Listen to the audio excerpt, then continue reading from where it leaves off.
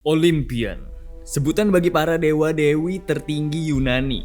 Disebut Olympian karena Olympus adalah istananya mereka. Mereka berhasil merebut tahta leluhurnya setelah menang dalam pertempuran Titanomachia. Kemenangan ini hanya bisa diraih karena ada satu dewa penguasa langit, hujan, dan petir. Dialah Zeus, dialah dewa dari segala dewa, yang terkuat dari segala yang terkuat. Lalu, apa taktik yang digunakan untuk mendapatkan tahta Yunani? Bagaimana bisa Zeus menjadi dewa tertinggi? Sekarang, gua akan membawa kalian ke masa lalu, di mana cerita legenda Dewa Olympus bangkit.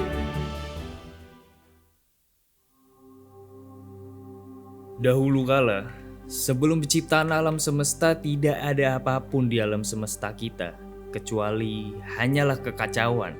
Di sana sudah ada zat yang dapat membentuk alam semesta. Namun, zat tersebut masih tercampur ke dalam kehampaan yang sangat hebat. Kekacauan ini berjalan terus-menerus selama berabad-abad sampai akhirnya Dewi Gaia, ibu dari bumi, muncul begitu saja dari kekacauan ini. Dewi yang mempunyai kesuburan yang sangat luar biasa, melahirkan planet kita serta segala macam isinya.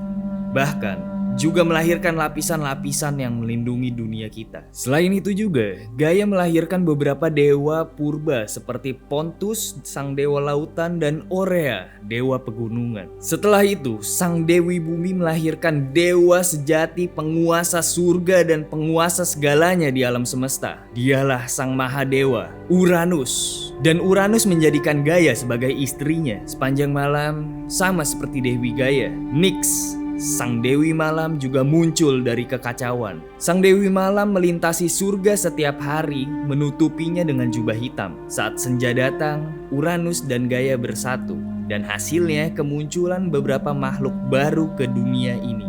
Sang Dewi Bumi Gaia melahirkan banyak makhluk yang sangat mengerikan, termasuk Hekaton Ceres, monster yang memiliki 100 tangan dan 50 kepala, dan juga Cyclops, monster bermata satu yang sangat kuat. Uranus dan Gaia juga melahirkan dewa-dewa kuat generasi terbaru yang dikenal dengan sebutan Titans.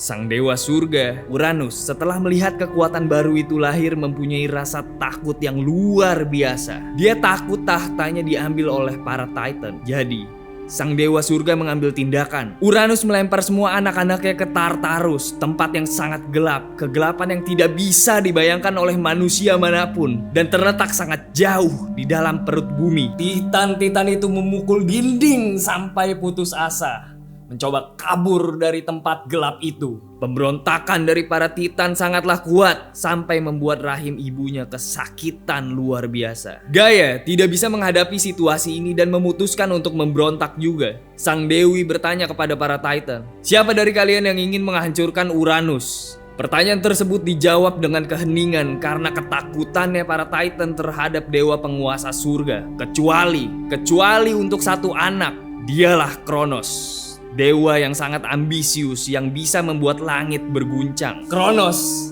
sangat optimis dapat menghancurkan ayahnya, sang dewa surga, Uranus. Kronos menerima sabit yang terbuat dari berlian dan langsung menuju ke surga dengan membawa senjata tersebut. Di langit, tempat persemayaman Uranus, Kronos bertemu dengan Raja Dewa yang sedang tidur di awan. Dengan sabitnya yang sangat tajam, Kronos langsung mengebiri ayahnya. Uranus berteriak kesakitan sangat kencang sampai terdengar ke seluruh penjuru alam semesta. Pada waktu itu, langit berubah warna menjadi merah terang. Testisnya Uranus jatuh dari langit, tenggelam di lautan dan membuat beberapa dewa-dewi bangkit di sana. Dengan kemenangan yang sangat luar biasa, Kronos kembali ke Tartarus dan membebaskan saudara-saudaranya yang ditahan di sana. Sebagai pahlawan pemberontakan yang hebat, Kronos dipuja dan diangkat menjadi raja dari para dewa yang baru. Kronos tidak membebaskan para Hekatoncheirius maupun para Cyclops. Ia menganggap bahwa mereka adalah makhluk keji yang sangat berbahaya. Dan ini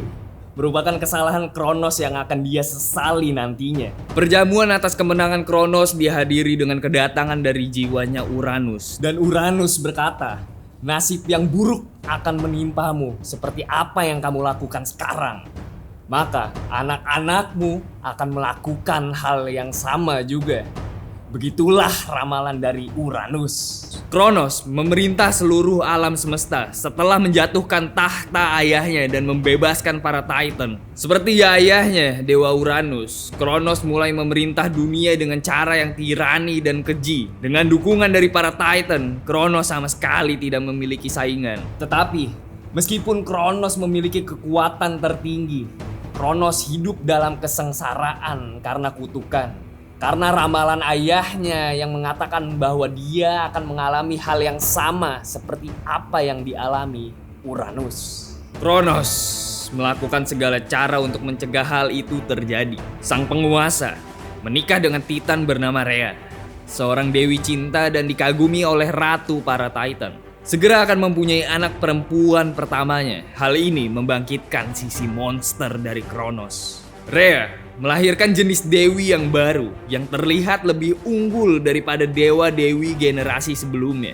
Kronos meminta ke Rhea untuk memberikan nama Hestia, yang kemudian menjadi salah satu dewi yang paling dicintai di alam semesta. Tapi, apa yang dilihat Kronos dalam mata anaknya? Yang dilihat Kronos dalam mata anaknya adalah masa depan yang sangat buruk baginya. Dorongan yang sangat mengerikan muncul dalam diri Kronos dan menyebabkan dia memakan anaknya sendiri. Kronos akan selalu mengambil anak yang baru lahir dari tangan seorang ibu yang tak berdaya yang sangat ingin mencegah sang tirani memakan anaknya kembali. Dia memohon dengan putus asa tetapi tetap tidak bisa melunakkan hati yang keras dari seorang Titan. Anaknya lagi dan lagi dimakan oleh Kronos. Tapi Rhea berjanji ke dirinya, dia tidak akan membiarkan monster itu memakan anaknya lagi. Rhea, ratu dari para dewa, hamil kembali. Tapi ia mempunyai rencana untuk menyelamatkan bayinya dari suaminya yang kejam. Rhea akan bersembunyi di dalam goa di Pulau Kreta dan melahirkan di situ.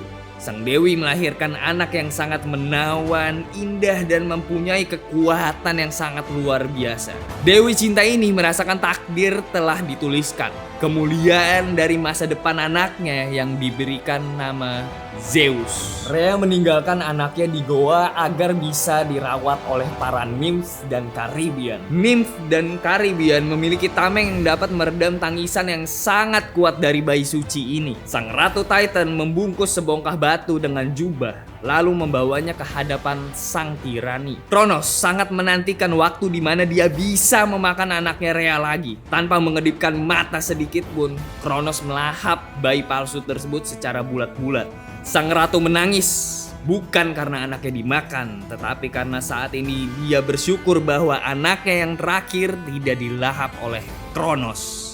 Di Pulau Kreta, Zeus disusui oleh Amalthea yang membuat Zeus menjadi kuat setiap harinya. Setelah memasuki masa dewasa, Zeus mendapatkan keseluruhan cerita sebelumnya dari elang perkasa yang nantinya akan menjadi burung sucinya Zeus. Sang dewa tumbuh menjadi dewa yang perkasa dan siap untuk memenuhi takdirnya. Sebagai dewa dewasa, Zeus mendapat kunjungan yang tidak terduga dari Dewi Bijak yang memberikannya hadiah sebelum perjalanan Zeus dimulai. Metis memberitahukan Zeus sesuatu tragis yang menimpa saudara-saudaranya. Saudara-saudaranya Zeus berada di perut seorang Titan, tetapi dengan sebuah racikan ramuan Metis, Zeus dapat membebaskan saudara-saudara dewanya. Dalam penyamaran, Zeus pergi ke Gunung Ortris, benteng para Titan. Di sana, Zeus menawarkan ramuan yang dibawanya ke Kronos dan menjanjikan ramuan dengan kelezatan yang tidak ada bandingannya. Kronos merasa tidak terkalahkan dan dia tidak berpikir bahwa ada orang yang akan berani untuk menyakitinya. Jadi dia menerima ramuan tersebut. Sang Titan tirani meminum semua ramuan tersebut hingga tetes terakhir. Kronos langsung merasakan mual. Sang Titan perkasa itu memuntahkan seluruh anaknya. Hestia, Hera, Demeter, Hades, dan Poseidon Mereka semuanya sudah dewasa dan berhasrat untuk membalas dendam. Kronos juga memuntahkan batu yang dimakannya. Dengan saudara-saudaranya kembali, Zeus memimpin pemberontakan yang akhirnya mengubah takdir dari alam semesta. Zeus memandu saudara-saudaranya ke puncak Gunung Olympus, gunung tertinggi yang ada di Yunani. Di sana, markas pusat dari dewa-dewi pemberontak didirikan untuk melawan sang tirani dari para Titan. Pemberontakan ini membangkitkan Titanomachia yang lebih dikenal dengan perang dengan para Titan. Di singgahsananya di Gunung Otris, Kronos memanggil seluruh sekutu Titannya untuk menuju ke medan pertempuran yang dahsyat. Jenderal dari pasukan Kronos adalah Titan Atlas yang akan memimpin penyerangan terhadap dewa-dewi Olimpia. Dataran Thessaly menjadi tempat pertempuran hebat antara dewa-dewi Olimpia melawan para Titan. Pasukan Kronos mulai menunjukkan kekuatannya yang sangat luar biasa dan tak terkalahkan. Titan mempunyai fisik yang luar biasa hebat dan Zeus khawatir akan kalah karena kekuatan itu. Zeus pergi ke Tartarus untuk mencari bala bantuan. Jadi dia melepaskan makhluk aneh bermata satu yang bernama Cyclops. Dan mereka langsung membuatkan senjata yang sangat kuat untuk para dewa Olimpia. Dari sini, Zeus mendapat senjata terkenalnya yang kita tahu sangatlah kuat. Ia menerima senjata petir. Poseidon menerima trisula hebat yang dapat membuat gempa bumi dan tsunami.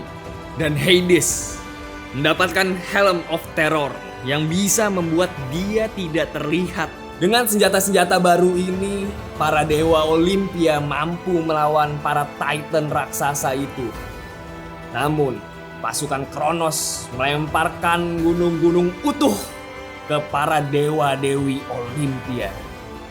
Zeus menggunakan petir untuk memusnahkan pasukan Kronos. Gempa bumi dan tsunami di mana-mana yang dibuat oleh Poseidon. Bencana yang sangat brutal ini terjadi selama 10 tahun. Dewa-dewa kelelahan, mengalami kebuntuan karena masih tidak bisa menang melawan para Titan. Zeus akhirnya memutuskan untuk melepaskan monster yang paling ganas dan ditakuti, bahkan para Titan pun takut dengannya. Hecatoncheires, raksasa dari Tartarus dengan 100 tangan dan 50 kepala, dilepaskan. Pelepasan makhluk ini membuat dampak yang sangat besar dalam pertempuran ini. Titan-Titan itu panik ketakutan ketika bertemu dengan makhluk mengerikan itu. Lalu, Zeus mengumpulkan seluruh energi untuk petirnya. Dan akhirnya, dia tembakkan ke kepala Kronos yang membuat seluruh alam semesta berguncang. Akhirnya, para Titan berhasil ditundukkan dan diberi hukuman. Kronos dan sekutunya dimasukkan ke dalam kegelapan abadi, tempat mengerikan dan paling busuk yang ada di alam semesta, yang tidak ada orang satu pun mau masuk ke sana. Tempat itu adalah Tartarus. Yang lebih mengerikannya lagi adalah para makhluk buas yang berhasil mengalahkan para Titan. Hecatoncheires diperintahkan untuk menjaga para Titan di dalam Tartarus. Zeus mempunyai hukuman spesial untuk Titan Atlas, pemimpin dari pasukan Titan. Dia dihukum untuk menanggung beban dari alam semesta di bahunya selama-lamanya. Dan sekarang, Dewa Olimpia menjadi penguasa tertinggi di bawah komando dari Zeus, dan tatanan semesta yang baru telah dimulai. Jadi inilah tatanan baru yang dipimpin oleh Zeus. Zeus menjadi dewanya para dewa di Yunani. Dan nantinya gue akan membawakan juga kisah dewa-dewi Yunani lainnya. So, nama gue Adam. I'm signing out. Peace.